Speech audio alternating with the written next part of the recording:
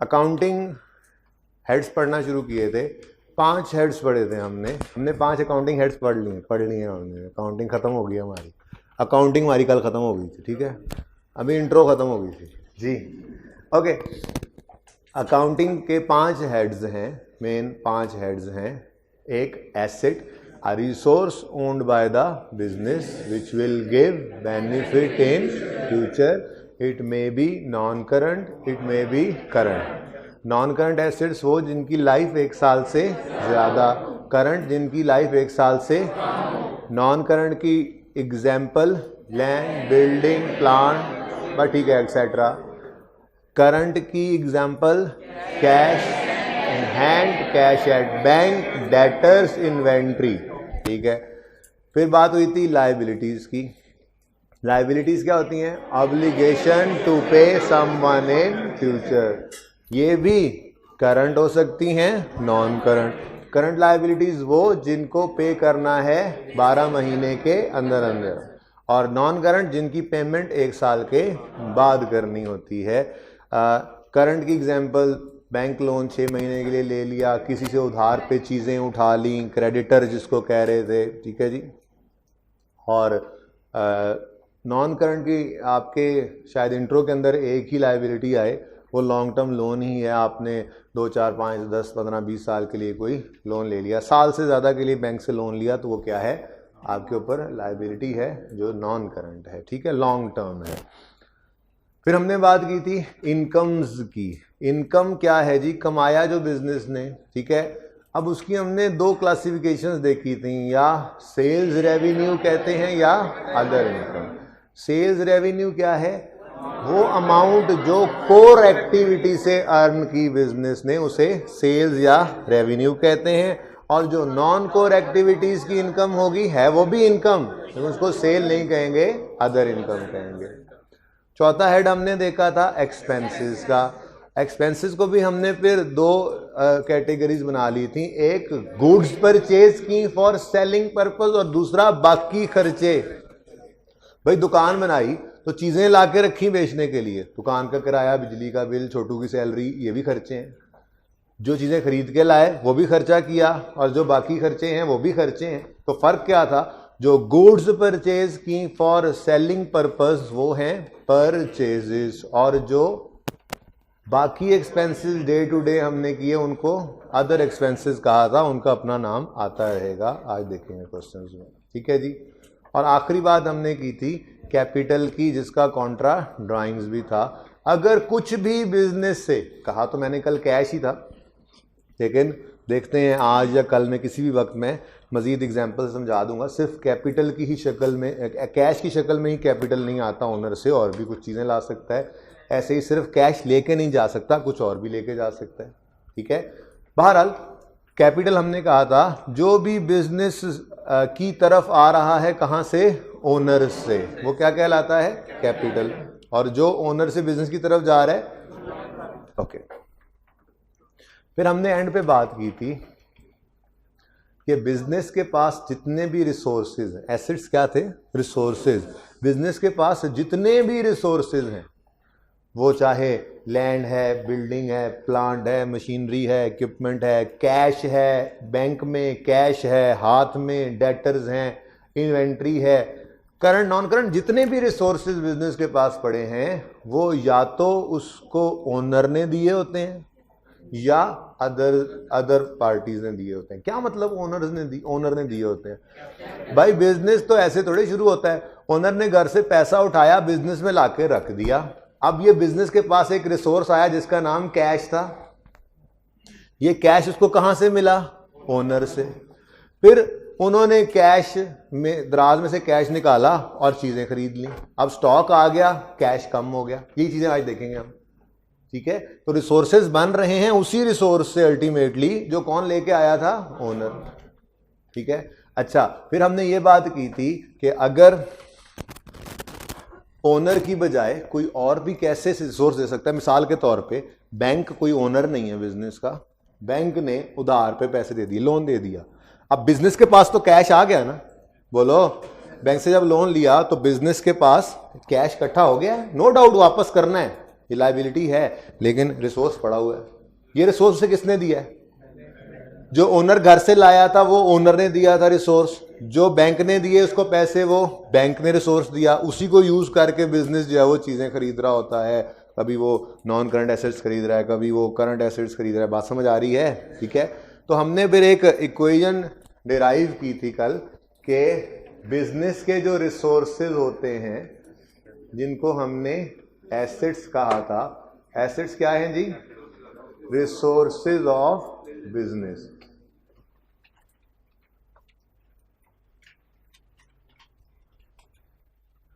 ये हमेशा इक्वल होंगे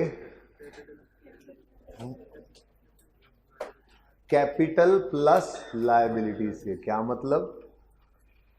मतलब कि बिजनेस के पास जो भी रिसोर्सेज हैं या वो ओनर ने लाके उसको दिए होंगे, भाई कैश की फॉर्म में भी लाया तो आगे वही कैश यूज हुआ है ना, क्यों समझे? ठीक है। तो बिजनेस के पास जितने भी रिसोर्सेज हैं या तो वो रिसोर्सेज सप्लाई किए होंगे, दिए होंगे बाय द ओनर, या वो सप्लाई किए होंगे अदर्स ने। जैसे सिर्फ बैंक नहीं, आपने अभी क्रेडिटर की डेफिनेशन बताई, अ पर्सन फ्रॉम हुम गुड्स आर परचेज्ड ऑन उधार। हम चीजें खरीद के ले आए, पैसे कोई नहीं दिए, वो चीजें आगे बेच के हम कमाई भी कर रहे हैं। तो एक रिसोर्स था इन्वेंट्री स्टॉक, भाई रिसोर्स था, अपने पैसों से खरीदा या किसी से उठा लाए उधार पे? बोलो, क्रेडिटर क्या है? किसी से चीजें उधार पे लाए। तो जो चीजें उससे उधार पे लाए, जब उधार पे लाए हैं तो पैसे तो नहीं दिए। बोलो, अब चीजें तो आ गई हैं, तो ये चीजें उस बंदे ने हमें दी हैं, और बोलो लायबिलिटी तो है हम पे, लेकिन ये लायबिलिटी क्यों बनी? क्योंकि हमने चीजें उससे उधार पे ली थी। तो बिजनेस के पास स्टॉक पड़ा है लेट से, तो वो कुछ हो सकता है उसने ओनर वाले कैश से खरीदा हो सकता है कुछ उसने क्रेडिटर से उधार पे लिया हो। तो बहरहाल हमेशा ये इक्वेशन ऐसे ही बना करेगी कि जितने भी बिजनेस के पास रिसोर्सेज हुआ करेंगे वो इस इक्वेशन से बाहर नहीं निकल सकेंगे। कोई, मैंने आपको कल कहा था, जमीन से नहीं रिसोर्सेज उगेंगे, आसमान से नहीं बरसेंगे, बल्कि बिजनेस के पास रिसोर्सेज आने के दो ही रास्ते हैं। ठीक है जी, या तो वो ओनर ने लाकर दिए होंगे या वो अदर्स ने लाकर दिए होंगे। ठीक है जी। बाकी देखेंगे बिजनेस जो कमाया वो कहाँ पे जाना है, ये आता रहेगा आहिस्ता आहिस्ता। तो रिसोर्सेज ऑफ बिजनेस हमेशा बराबर हुआ करेंगे, resources supplied by the owners और रिसोर्सेज सप्लाइड बाय अदर्स।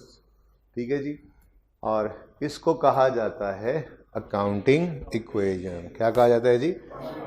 ये हमेशा बराबर होगी, ये हमेशा बराबर होगी। बिजनेस के रिसोर्सेज दो ही चीज़ों का मजमुआ हुआ करेंगे, ओनर्स के आए हुए रिसोर्सेज का प्लस दूसरों ने जो रिसोर्सेज दिए हैं उसका। ठीक है, क्लियर है ये बात? ठीक है। अच्छा, अब आज इससे आगे बात शुरू करनी है हमने। अगले कई दिन, थोड़ी सी जगह और बना लेते हैं, जरा सेंटर में भी है। अगले कई दिन तक हम बस यही रिलेशन देखते रहेंगे, एसेट्स इक्वल होते हैं कैपिटल और लायबिलिटीज।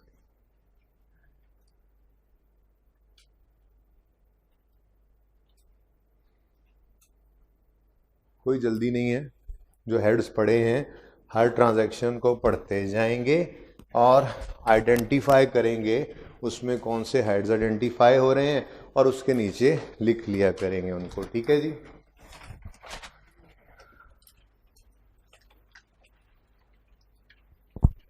यहाँ पे कोई 5-6 कॉलम्स लिखने पड़ सकते हैं, जहनी तौर पे इसलिए तैयार करूँ कि आपको तकलीफ कभी कभी साथ नोट करने वाली भी होती है, तो गलत नोट ना कर बैठे। ठीक है जी। तो एसेट्स के नीचे कोई 5-6 कॉलम्स आ सकते हैं। कभी कैश इन्वॉल्व हो रहा है, कभी इक्विपमेंट इन्वॉल्व हो रहा है, कभी डेटर आ रहा है, कभी इस तरह से 3 4 5 चीज़ें आ सकती हैं। कैपिटल तो आपको पता है एक ही होता है, ठीक है जी। और लायबिलिटीज़ भी अभी फ़िलहाल 1 2 ही नज़र आया करेंगी आपको। तो किस तरह से हमने लेके चलना है ये देखते हैं। क्वेश्चन एक आपके सामने है, 2 क्वेश्चन हैं इनफैक्ट आपके सामने। शायद पहला भी हम पूरा ना करें आज, तो भी कोई मसला नहीं, हम आराम से ये बात सीखेंगे। 1.1 क्वेश्चन है, mister A started business of fitness gym. भाई पहले 4 5 क्वेश्चन तो शायद होंगे ही आपके सामने सर्विस बिजनेस के। ये तो गुड्स से भी ज़्यादा इजी अकाउंटिंग होती है, ठीक है। देखें जो बंदा जिम खोल के बैठा हुआ है, आप वहाँ पे जाएंगे, आप क्या वहाँ से मशीनें उखाड़ के ले आते हैं? जी, आप जाते हैं, मशीनें वहीं लगी रहती हैं, आप वर्जिश करते हैं, वो वर्जिश करने के पैसे उनको देते हैं और वापस आ जाते हैं। यानी उस जिम वाले ने आपको वर्जिश करने की फैसिलिटी दी, सर्विसेज दी, उसके अगेंस्ट आपसे फ़ी चार्ज की। तो सही है ना। तो सबसे सिंपल काम से ही बात शुरू करेंगे। अब हुआ क्या करेगा, हर ट्रांजैक्शन के अंदर 2 heads at a time involve होंगे। अकाउंटिंग का उसूल है, डुअलिटी कॉन्सेप्ट इसको कहते हैं। हर ट्रांजैक्शन के अंदर 2 हेड्स इन्वॉल्व होंगे। कोई जल्दी नहीं है, आराम से आइडेंटिफाई करना शुरू करते हैं। सवाल पढ़ना शुरू कर रहा हूँ। Mister A started business of fitness gym on 1st of January 2009. His transactions for the month of January are as flows. बह रही हैं। Okay sorry, follows. यकम जनवरी क्या हुआ, पढ़ें।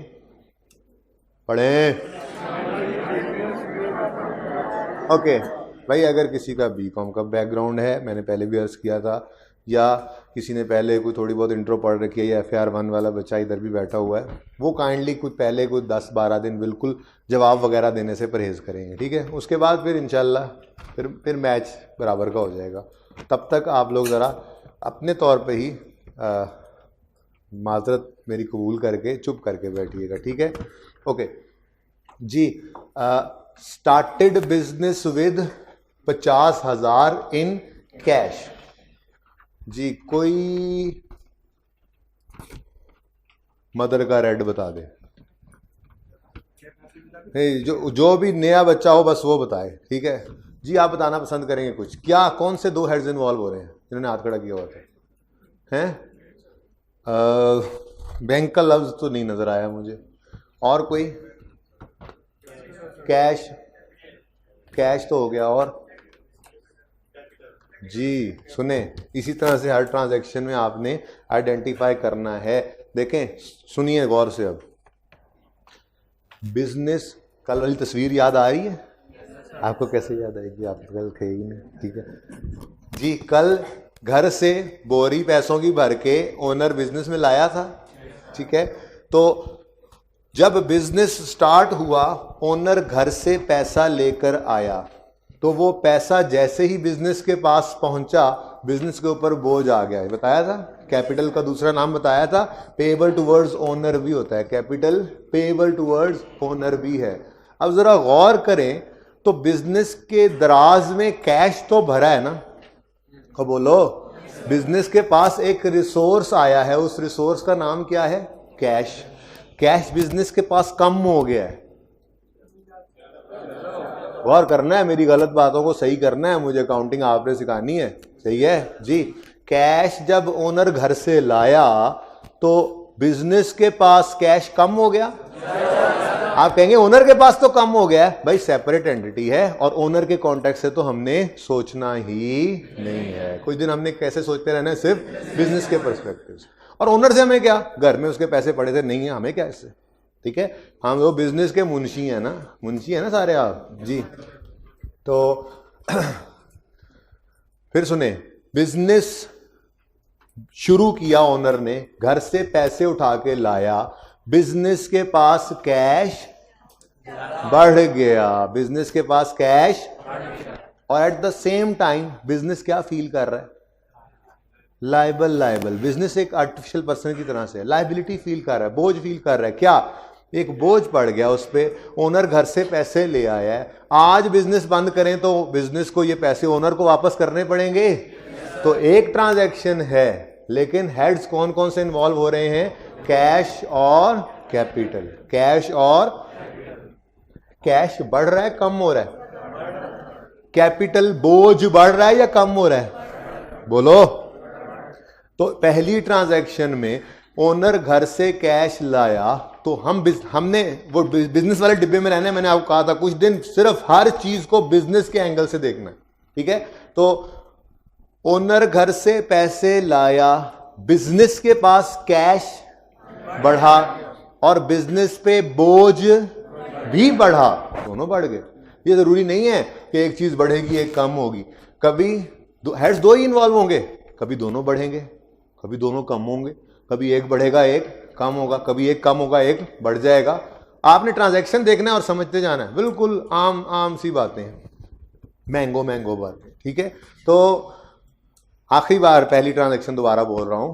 पहली transaction started business with capital of, started business with capital लिख देते तो आपको पता लग जाता। Started business with 50,000 in cash. Owner घर से कैश लाया, बिजनेस के पास कैश बढ़ा और बिजनेस पर कैपिटल नामी लायबिलिटी भी बढ़ गई। चलें आप कैपिटल को लायबिलिटी नहीं कहा करेंगे, कैपिटल ही कहा करेंगे, ठीक है? तो फिर बोलें जी, पहली ट्रांजेक्शन में क्या हो रहा है? कैश बढ़ा, कैपिटल भी बढ़ गया। कैसे प्रेजेंट करेंगे? इधर देखें, एसेट है कैश,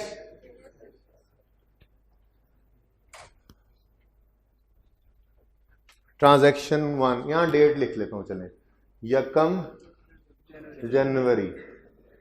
यकम जनवरी को क्या हुआ? बिजनेस, ये बिजनेस, हर चीज बिजनेस के पर्सपेक्टिव से सोच रहे हैं, ठीक है? इससे अलग नहीं सोचना, प्लीज दूसरे एंड पे जाके नहीं सोचना, जरूरत नहीं है आपको फिलहाल, ओके जी? पहली ट्रांजैक्शन कैश, आप क्या बोल रहे थे? बिजनेस में कैश बढ़ गया, प्लस कितना बढ़ा? लो जी, बिजनेस की जो दराज है उस दराज में कितना कैश भर गया है? 50,000, ठीक है जी? कैश बढ़ा और at the same time capital भी बढ़ा है। ये बात समझ आई है? तो अकाउंटिंग के अंदर हर ट्रांजैक्शन के दो इंपैक्ट्स हुआ करेंगे। आज हम सिर्फ यही आइडेंटिफाई करेंगे, काफ़ी दिन यही करते रहेंगे आइडेंटिफाई, यही प्रैक्टिस करनी है। स्पीड आहिस्ता आहिस्ता डेवलप होती जाएगी। सीनियर से सुनते होंगे कोई नाम उल्टे सीधे, कोई दो नाम, वो नहीं आपने अभी सुनने सोचने, वो 13-14 दिन बाद जाके उनका नाम लेंगे, कोई ज़रूरत नहीं है। वो जब लेंगे तो सब कुछ आता होगा। बात समझ आ रही है? ठीक है? वो नाम भी मैं क्लास में कभी गलती से निकल जाया करेंगे मुँह से, उसकी वजह FA1 FA2 क्लास में चुके वो नाम लिए जा रहे होते हैं, ठीक है? आपकी क्लास में कोशिश यही होगी कि मैं 12-13-14 दिन उन चीज़ों के नाम, वो जो दो नाम है वो ना लूँ जो आप सुन के भी आए होंगे सीनियर से कि अकाउंटिंग तो बस यही है, तो वो उसको छोड़ दें, वो नहीं सोचना आपने। जैसे कह रहा हूँ बस वैसे ही चलते रहना है। तो हर ट्रांजैक्शन में दो हेड्स इन्वॉल्व होंगे, कभी दोनों बढ़ेंगे, कभी दोनों कम होंगे, कभी एक बढ़ेगा एक कम होगा, ठीक है? तो पहली ट्रांजैक्शन अब दोबारा पढ़ें, दोबारा पढ़ के देखें ये जो किया समझ आ रहा है जल्दी से।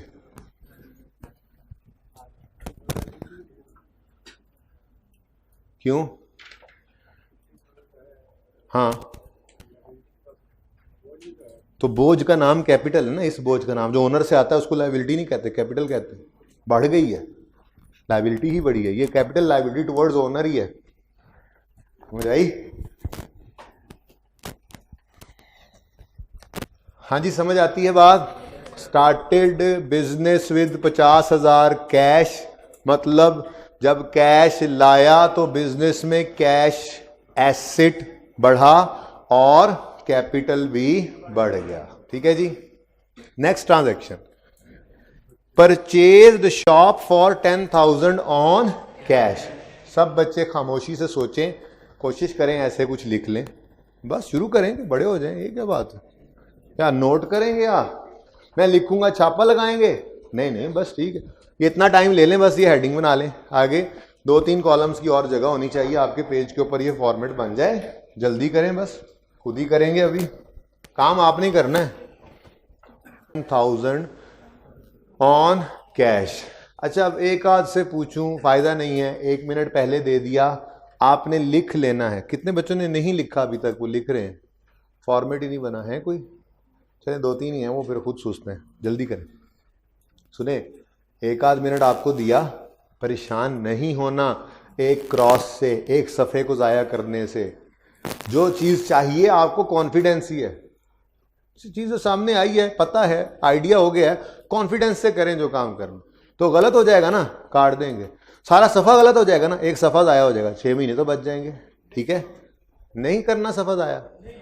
अच्छा, सफ़ा नहीं ज़ाया होगा, अच्छा वो तो बेटा होगा जी। सुने, purchased shop for 10,000 on cash, तो बड़ी सस्ती मिल गई। चले छोड़े, हमें से क्या जी। शॉप लायबिलिटी है, एसेट है, अच्छा करंट एसेट है। अच्छा, शॉप है एसेट, कौन सा? Non current. Non current, current यहां पे नहीं लिखना, बस एसेट है तो लिख देंगे, जौन सा भी होगा लिख दिया करेंगे। अच्छा चलें, बिजनेस ने शॉप खरीदी तो बिजनेस के पास एक एसेट कम हो गया, शॉप कम हो गई। अच्छा, हर बात ही गलत बोल रहा हूं मैं आज, पता नहीं क्या हुआ। आप लोग तो जाग रहे हैं ना? गुड गुड, शाबाश। तो बिजनेस के पास शॉप बढ़ गई और कैश पे करके शॉप ली तो कैश भी बढ़ गया। ये बात समझ आ गई? फिर 2 इंपैक्ट्स पड़े, शॉप खरीदी कैश में, ठीक है, तो शॉप नामी एसेट ओनरशिप में आ गया, एसेट बढ़ गया शॉप, और दूसरी तरफ कैश कम हुआ है। एक रिसोर्स खरीदने के लिए एक रिसोर्स कम करना पड़ा, एक रिसोर्स कैश नामी रिसोर्स यूज करके ही तो शॉप खरीदी हमने। ठीक है, तो अगेन ट्रांजैक्शन के अंदर कितने हेड्स इन्वॉल्व हुए? 2। पिछली ट्रांजैक्शन में दोनों बढ़ गए थे, इस बार एक बढ़ रहा है, एक कम हो रहा है। अच्छा, किसी भी वक्त में ना ये देखेंगे तो बराबर ही रहेगा। अगर आप पहली ट्रांजैक्शन के एंड पे देखें तो एसेट साइड का टोटल कितना आ रहा है? टोटल क्या एक ही है, 50,000 टोटल ही है, 50,000। लायबिलिटी साइड का टोटल क्या आ रहा है? 50। हर ट्रांजैक्शन के एंड पे ये बराबर होना चाहिए, यही तो अकाउंटिंग इक्वेशन है। सही है, आजमाते हैं जी। आप कह रहे हैं शॉप खरीदी इन कैश, शॉप खरीदी इन, शॉप बढ़ गई, एसेट है लायबिलिटी, नाम लिखें शॉप, शॉप कहते हैं ना आप लोग, शॉप नहीं खुली हुई किस दिन? 3। अच्छा शाप, चुप कर जाओ, 3 जनवरी बस ना। ये जो नए आए हैं ना इनको समझा दो भाई, पहले वालों जी। 3 जनवरी को शॉप बढ़ गई, कितने से? 10,000 से। लेकिन उसी वक्त एक रिसोर्स कम भी हुआ, उसका नाम क्या है? कैश। तो कैश माइनस 10,000। यहीं पे टोटल करके देखो, बराबर ही है, बराबर, जीरो नहीं, टोटल करो, इधर सब एसेट्स का टोटल करो। तो एसेट्स में ये माइनस प्लस तो कैंसिल हो गया, तो वही 50 और उधर कुछ गया ही नहीं। ये जब भी एंड में जाके भी टोटल करेंगे, भाई यही तो सही होने की जो है वो दलील है कि हम सब सही कर रहे हैं। ठीक है, एसेट बराबर कैपिटल प्लस लायबिलिटी के। ओके, सही है। कितने बच्चों की ये ट्रांजैक्शन इन्होंने लिख भी ली थी और सही थी? अच्छा, अब ये हाथ सब खड़े होने चाहिए, लिखना है आपने, डरना नहीं है इससे। नेक्स्ट ट्रांजैक्शन पढ़ रहा हूं। 5 जनवरी, purchase furniture for 5,000 on cash. 30 second में कर लेंगे, अब मुझे पता है, हिम्मत करें। चले पूरा मिनट लें।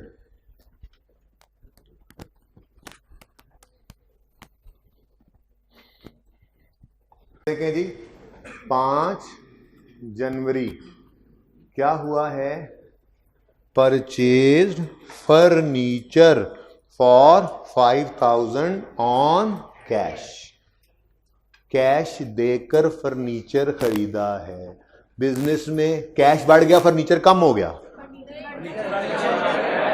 ओके, फर्नीचर बढ़ गया, कैश कम हो गया। फर्नीचर एक लायबिलिटी है, एसेट है। अच्छा, और कैश एक, वो भी एसेट ही है। यानी अगेन इधर ही दोनों, कौन सा नया एसेट? फर्नीचर खरीद लाए जी, खरीदारियां हो रही हैं जी, बिजनेस शुरू हुआ है ना। ऐसे क्या, पैसे घर से ले आए, अब बहा ही जा रहा है। चलें बहरहाल जी, 5 जनवरी को फर्नीचर बढ़ गया कितने से? 5000 से। और कम क्या हुआ? कैश 5000। समझ आ रही है? चले आहिस्ता आहिस्ता मुश्किल करते हैं अब बातों को। 8 जनवरी वाली ट्रांजेक्शन करें, छेती छेती करें।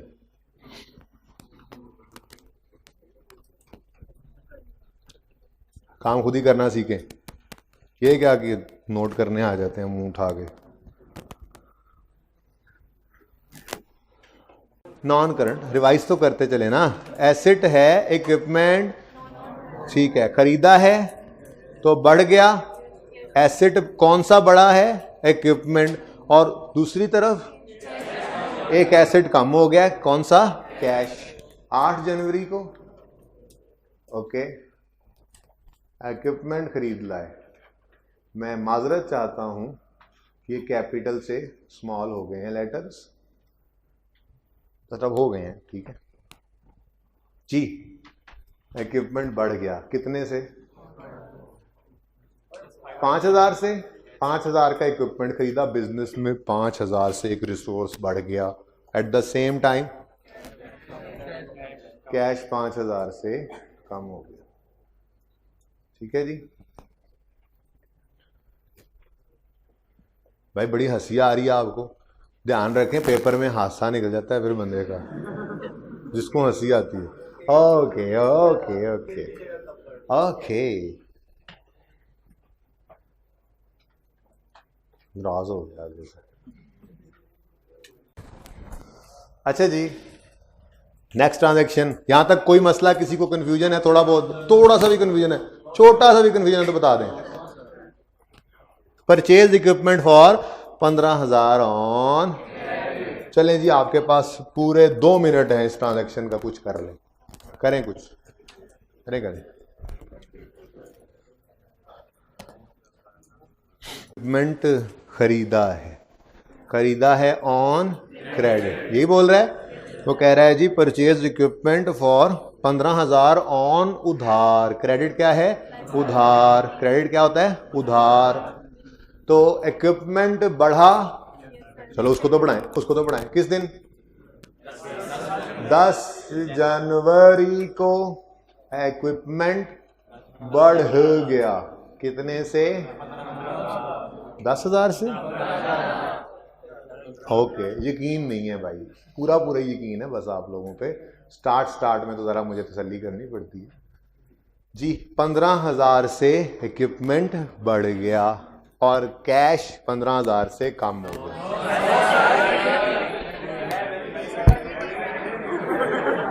क्या हुआ? कैश कम नहीं हुआ, बल्कि उधार पे लाए थे। तो जैसे ही ये फर्नीचर दुकान में दाखिल होगा, फौरन ही बोझ महसूस होगा। क्या बोझ महसूस होगा? यार इसके पैसे भी अब देने पड़ेंगे, ऐसे ही है। तो ऐसा बोझ जिसको फ्यूचर में पे करके ख़त्म करना हो, उसका नाम क्या रखा था?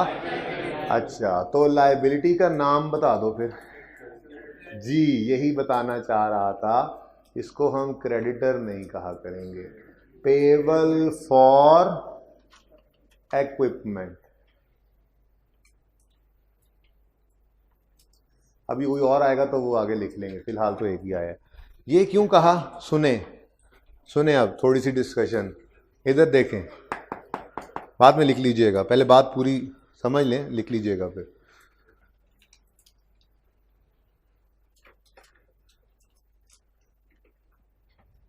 परचेज चीज़ें भी की जाती हैं सेलिंग पर्पस के लिए, फिक्स्ड एसेट भी किए जाते हैं। फर्क समझिए। दुकानदार ने, मतलब दुकानदार, ये यहाँ पे दुकानदार कौन है? फिटनेस जिम वाला। तो फिटनेस जिम वाले का काम क्या है? फर्नीचर बेचना। बोलो बोलो। इक्विपमेंट बेचना, अच्छा शॉप बेचना, क्या वो प्रॉपर्टी डीलर है कि शॉप बेचे? हाँ, क्या वो स्पोर्ट्स की दुकान वाला है कि स्पोर्ट्स इक्विपमेंट बेचे? क्या वो इंटरवुड फर्नीचर वाला है कि फर्नीचर बेच रहा है? नहीं। तो ये समझना पड़ा करेगा आपको हर ट्रांजैक्शन में, हर सवाल के अंदर। इस सवाल का, इस बिजनेस के अंदर क्या उसका काम नजर आ रहा है आपको? भाई लोग आएंगे, वर्जिश करेंगे, पैसे देकर जाएंगे। तो फिर इसका मेन काम ये नहीं है ये चीजें बेचना। देखें, शॉप बेचने वाले लोग भी हो सकते हैं प्रॉपर्टी डीलर, ठीक है, इक्विपमेंट बेचने वाले लोग भी हो सकते हैं। भाई आपको कार फिक्स्ड एसेट है, भाई शोरूम वाला है उसके लिए कार फिक्स्ड एसेट नहीं है। बात समझिएगा मैं क्या बात कर रहा हूं। शोरूम वाले के लिए कार इन्वेंट्री है, unsold items purchase for selling purpose. Furniture की दुकान वाले के लिए, फर्नीचर के शोरूम वाले के लिए फर्नीचर क्या है? इन्वेंट्री है, स्टॉक है, उसके लिए फिक्स एसेट नहीं है। फर्क क्या है? फर्क ये है कि जब एसेट हम सेलिंग पर्पस के लिए खरीदते हैं, जब गुड्स हम सेलिंग पर्पस के लिए खरीदते हैं, तो वो परचेजेस कहलाती हैं, ठीक है। उनमें से अनसोल्ड स्टॉक भी कहलाता है। लेकिन जो गुड्स हम यूज के लिए खरीद रहे हैं वो परचेज नहीं है, उनका अनसोल्ड जो है वो स्टॉक भी नहीं है, उसी को तो फिक्स्ड एसेट कहते हैं। वही तो वो एसेट है, a resource owned by the business which will give benefit in future. तो थोड़ा सा फर्क है, जरा समझिएगा। परचेज करें अगर, परचेज हुई of goods for selling purpose, ये क्या लिखा हुआ है? परचेज ऑफ, समझ लेना, वो गुजारा कर लेना है। Purchase of goods for selling purpose, ये अभी एप्लीकेबल नहीं होगा क्योंकि ट्रेडिंग बिजनेस है ही नहीं, हमारे सामने सर्विस है, तो इसने कुछ चीज़ें खरीद के बेचनी नहीं है। लेकिन आज ये लिख तो लेना, जब आएंगी गुड्स, जब आएगा ट्रेडिंग बिजनेस, तो तब फिर यही कॉन्सेप्ट यूज हो जाएगा। बात तो पूरी कर ले जी। अगर परचेज की है goods for selling purpose, for selling, ठीक है, तो हम इसको नाम दिया करते हैं परचेजेस उर्फे आम में, ठीक है। और अगर ये उधार पे खरीदें तो जिससे खरीदा उसका नाम क्रेडिटर, ओके। और अगर ये बिकने से रह गई, अनसोल्ड हैं, तो उसको हमने कहा स्टॉक या इन्वेंटोरी। तो जब गुड्स खरीदेंगे फॉर रीसेल पर्पस तो उनका नाम क्या होगा? परचेजेस। अगर उधार पर खरीदी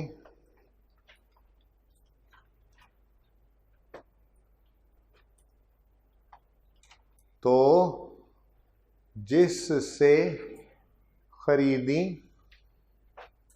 उसका नाम बोलो क्रेडिटर, ठीक है। बल्कि अभी इसको रहने ही नहीं, ये समझ है आपको, इससे आगे ना बढ़ाएं, इससे फिर बढ़ा लेंगे जब कोई चीज़ ज़रूरत पड़ेगी।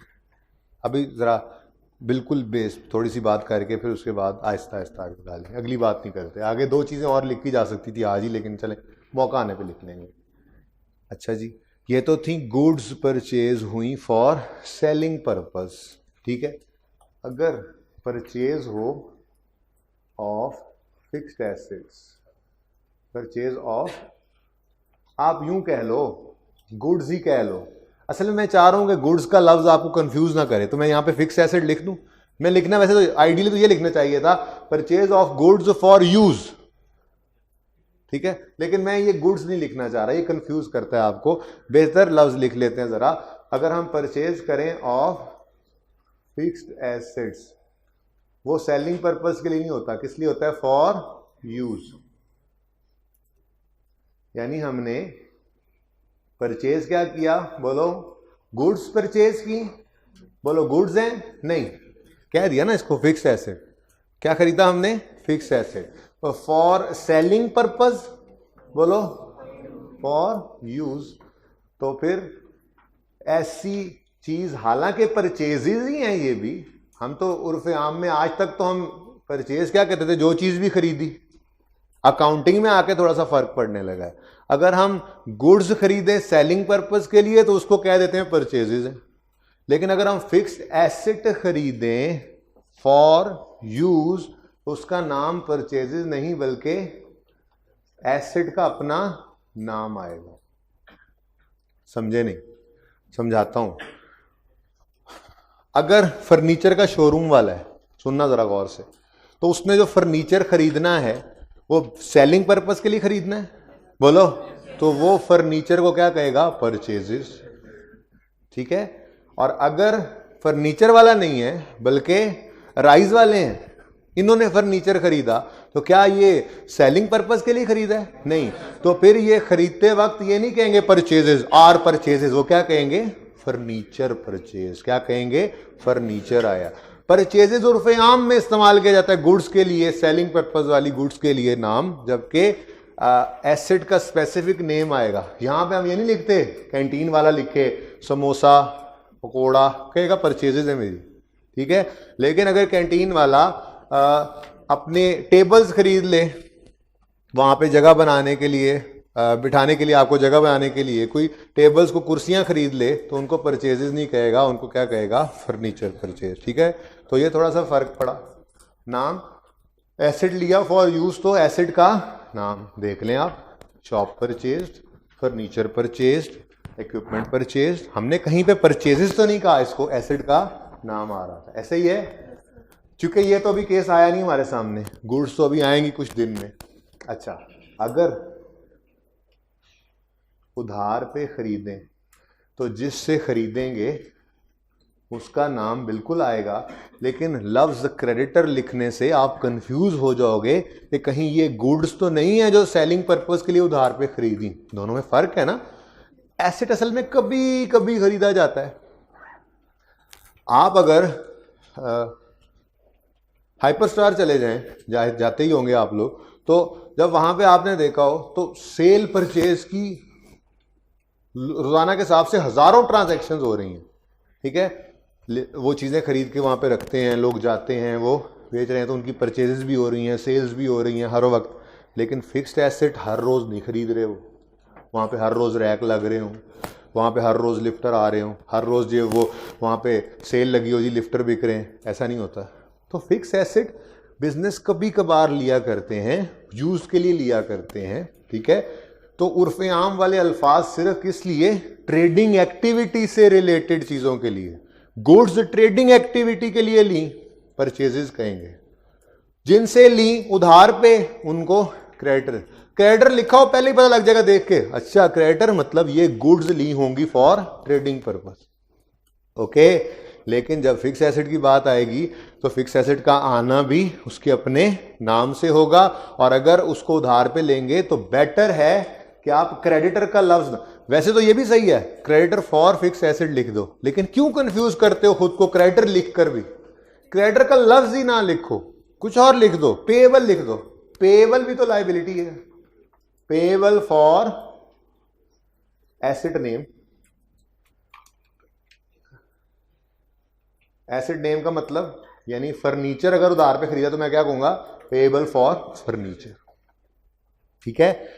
गुड्स ट्रेडिंग एक्टिविटी के लिए ली तो परचेजेस, जिनसे ली अगर उधार पे ली है तो उनका नाम क्रेडिटर। फिक्स एसेट अगर लिया है फॉर यूज तो परचेजेस ना कहना, उसका अपना नाम लिखना, और अगर उधार पे लिया तो जिससे उधार पे लिया उसको क्रेडिटर कहो ही ना, कंफ्यूजन होगी। क्या कहा करोगे?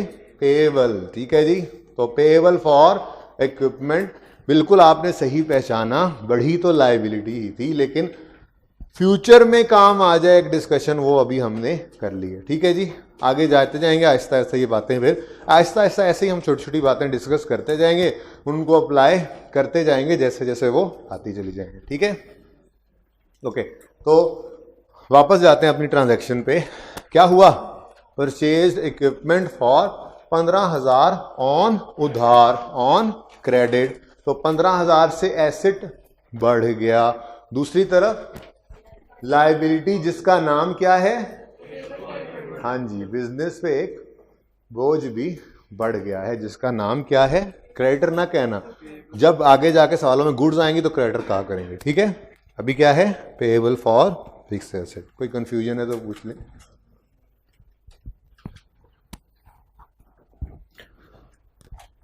नोट कर लिया हुआ है? ये नोट करना जल्दी से कर लें, लिख लें। लेकिन ये जहां पे नोट कीजिएगा उसके नीचे 3-4 लाइंस खाली छोड़ दीजिएगा। आने वाले दिनों में मैं तो ये दोबारा बना लूंगा, इसी के आगे एक्सटेंशन कर लेंगे, आपका टाइम बच जाएगा वहां पे। ठीक है,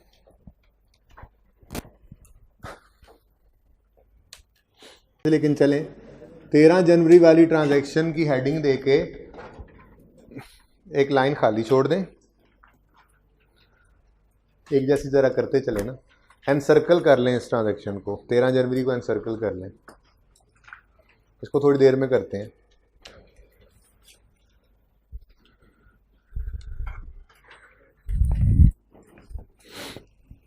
और 17 जनवरी वाली ट्रांजैक्शन करने के लिए आपके पास पूरा 1 मिनट है, जल्दी करें। 17 जनवरी,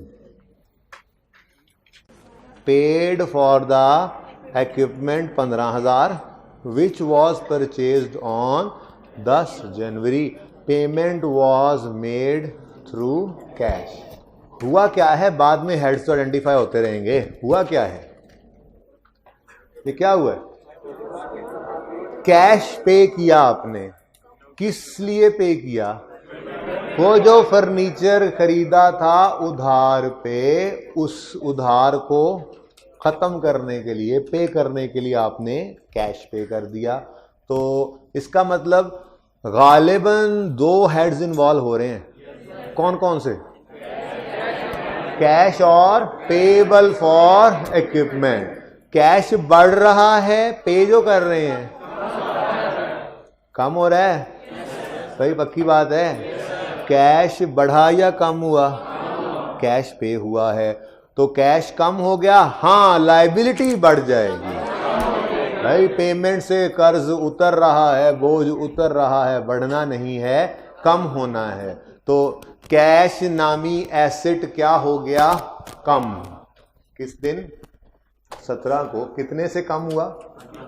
15,000 से कैश कम हुआ और 15,000 से ये लायबिलिटी भी कम, क्या खत्म ही हो गई।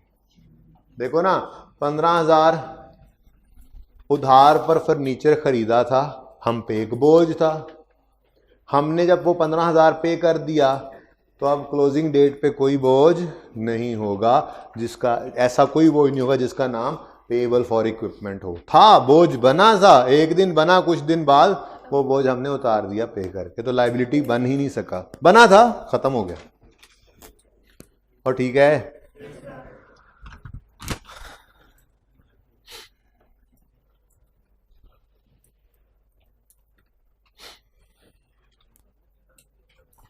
अच्छा जी, अब वापस आए 13 जनवरी पे।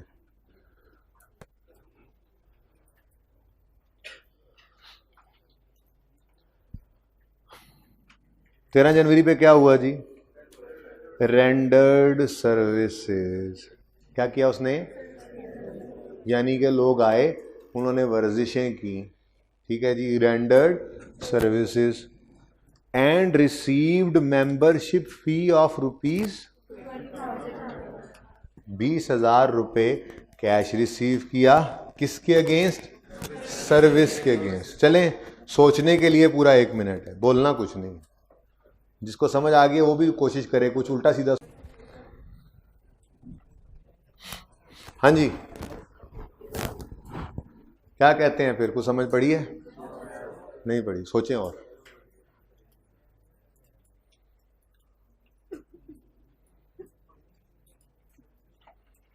हेड्स को जहन में रखते हुए कुछ सोचें, कौन से हेड्स, दो इन्वॉल्व तो होने हैं।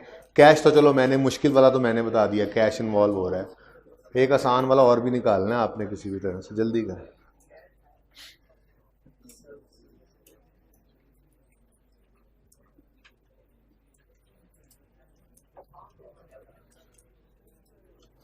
ओके, सोचने का टाइम इज अप। सुने, जिम वाले का काम जिम सर्विसेज देना, उसने वो सर्विसेज दी, छोड़ो। राइस वालों का काम टीचिंग सर्विसेज देना, इन्होंने सर्विसेज दी, आपने इनको फीस दी। तो राइस वालों के लिए ये फीस क्या है? Revenue, income.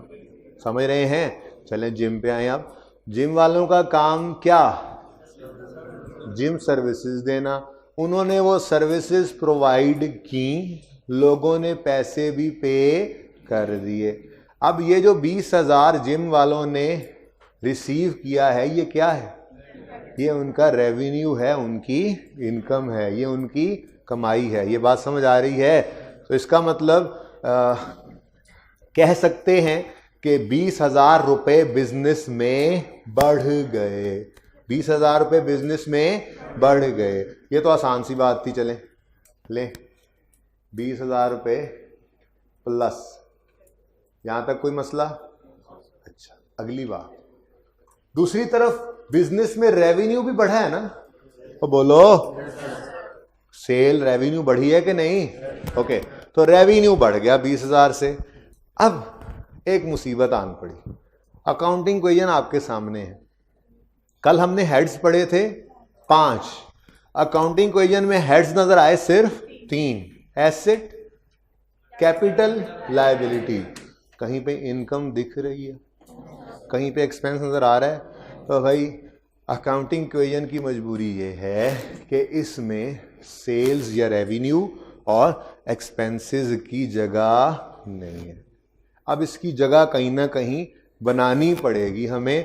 तो मेरा सवाल आपसे, भाई साहब ए साहब ने जो जिम खोला, पैसे भी लगाए, इतनी मेहनत भी की, फलां फलां फलां खरीद रहा है, सर्विसेज भी दी, ये पैसे रिसीव किए, कैश भी बढ़ गया।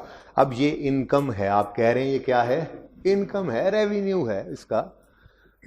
आज बिजनेस बंद हो जाए, आज जिम बंद कर दे, तो ये 20,000 जो बिजनेस ने कमाया है, ये कौन लेके जाएगा घर? मैं और आप ना, हम जाते थे जिम करने, हम कहेंगे हमारा भी हक बनता है भाई, हमारा भी हक बनता है। वो कहेगा क्या क्या मतलब?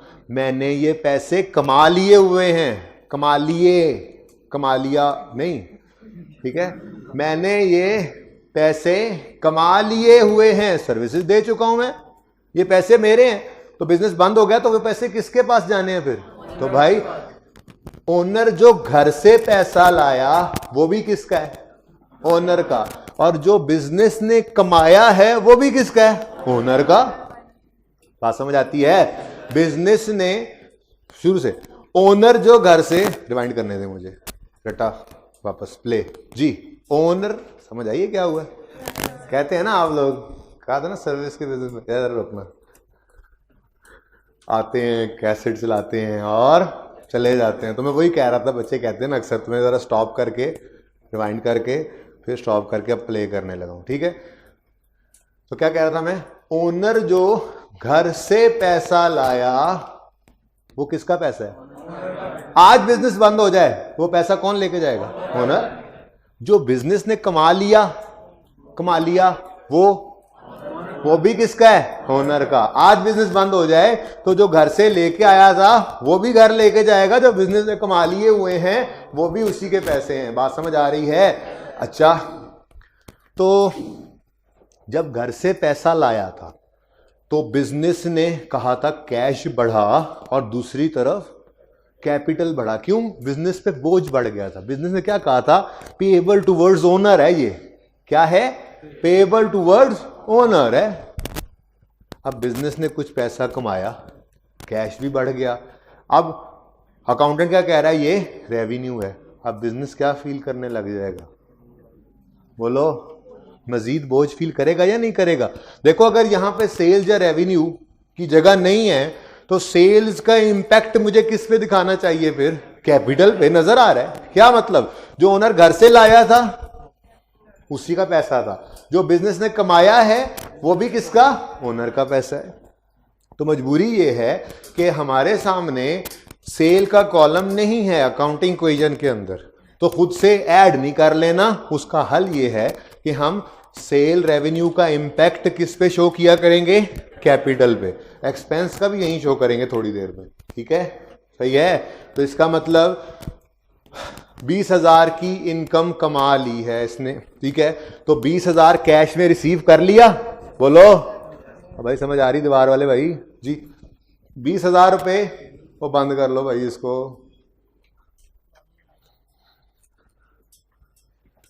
ओके, 20,000 रुपए कैश रिसीव हो चुका, ठीक है? कैश बढ़ गया, ठीक है?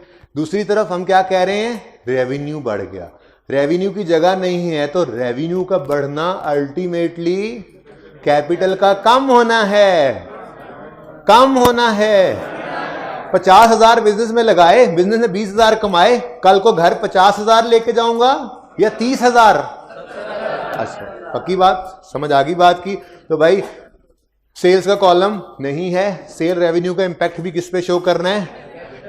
सेल रेवेन्यू का बढ़ना कैपिटल का बढ़ना होता है। इसको उर्दू में लिख लें कहीं पे, जल्दी से समझ आ गई है फिर भी लिख लें।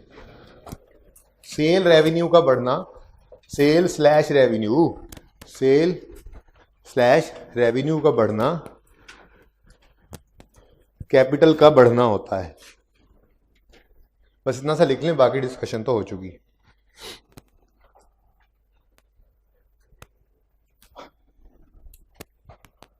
ओके, तो कैश बढ़ा, इधर देखें, कैश प्लस 20,000। सेल्स रेवेन्यू बढ़ा, उसका कोई कॉलम नहीं है तो हमने क्या कर लिया? कैपिटल को बढ़ा लिया। भूल गया, जान के नहीं किया ये मैंने, हर बात जान के भी नहीं करता, कभी तो गलती भी हो जाती है। बतकाज़ा बशरियत, नहीं समझ आई? इतने तुम लोग मार्स से आए हुए, उर्दू आती नहीं, और आती अंग्रेजी भी नहीं है। कौवे चले हंस की चाल, और अपनी भी।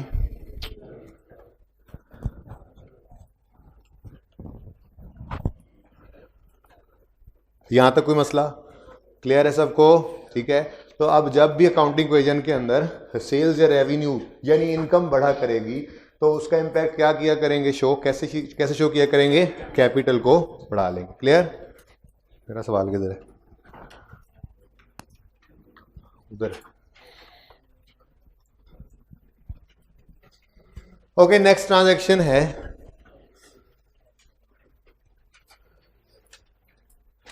अच्छा, और कोई भी नहीं है, रेवेन्यू वाली एक ही थी। ओहो, चले। ओके जी,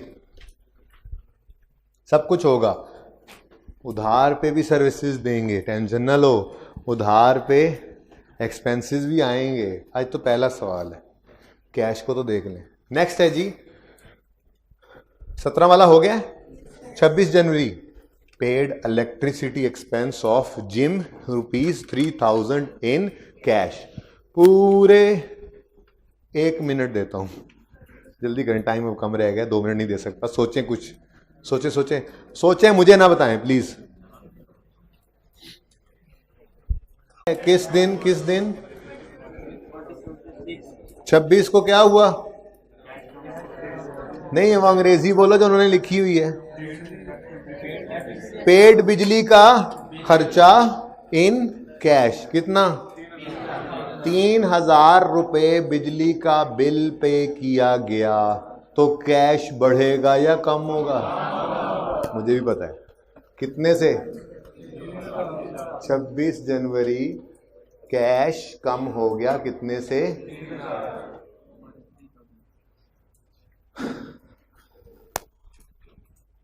अब